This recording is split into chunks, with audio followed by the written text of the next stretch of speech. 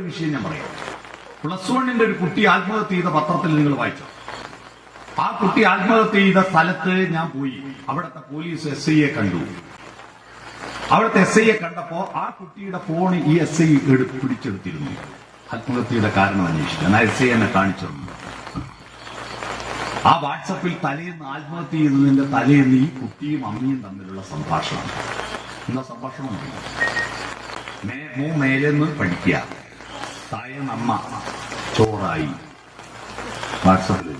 അപ്പൊ മോനങ്ങനെ ഇന്നാ കൂട്ടാൻ. അപ്പൊ അമ്മ ഓലൻ.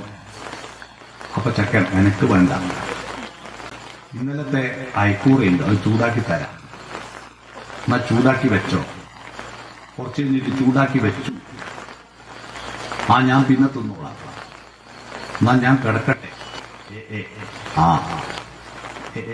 മറുപടി എന്തിനാ മനുഷ്യന് ശബ്ദവും ഭാഷയും തന്നത്? ഈ മെസ്സേജ് അയക്കാനോ?